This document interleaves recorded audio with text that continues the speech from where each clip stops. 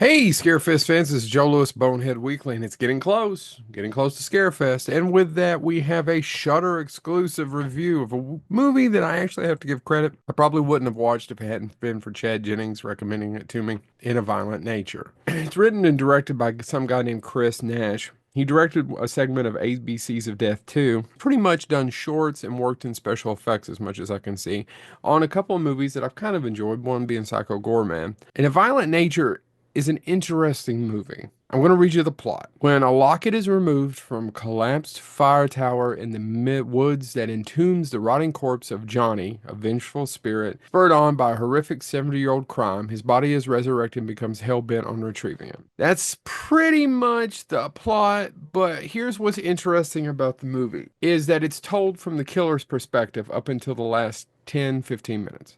So Johnny, the murderer, it's told from his perspective, which is interesting. Not to give away too much, it's literally the plot of Jason 2, 3, 4, not Friday the 13th, 3, 2, all these.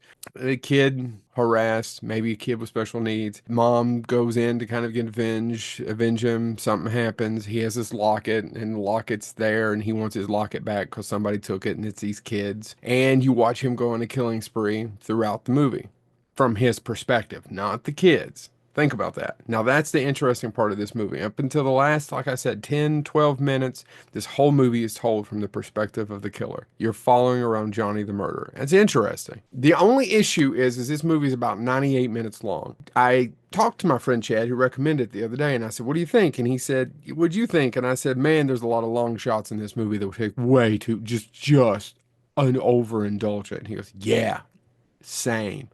He totally agreed with me. And when you watch it, you're going to be like, "Oh, that's a beautiful shot." We're 3 minutes into it. This movie could have been really, it's not a 10 out of 10. But instead of being a 5 or a 6 out of 10, it probably could have been a 7 if they'd just cut 15 minutes out of it. Because some of these movies, like I was talking about a movie I really liked a few weeks ago, some of these are just self-indulgent, a little too much.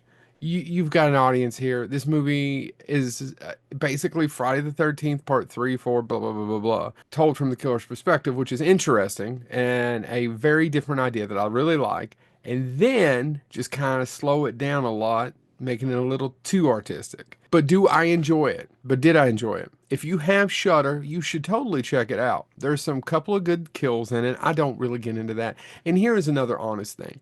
I'm not a big slasher person, but I love movies and I love interesting ideas and I love new spins on genre.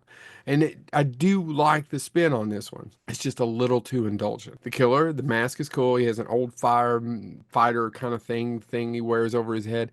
A lot of it I liked.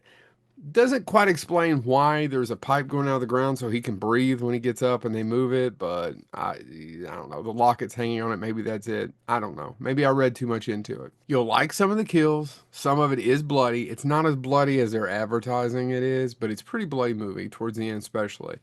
It's just a little too indulgent, and at the same time, I don't know. You needed just a little bit more of a oomph at the end as they're fighting it out. I enjoyed it. I really did. So it sounds like I'm complaining about it. I just would have liked a little bit more. So should you watch it? Yes. If you have Shudder, check out In a Violent Nature. It's not a bad movie at all. In fact, I'd like to see this Chris guy's next film. I really would. So this has been Joe Lewis of Bonehead Weekly. Let me know what you think when you see In a Violent Nature. I'm curious.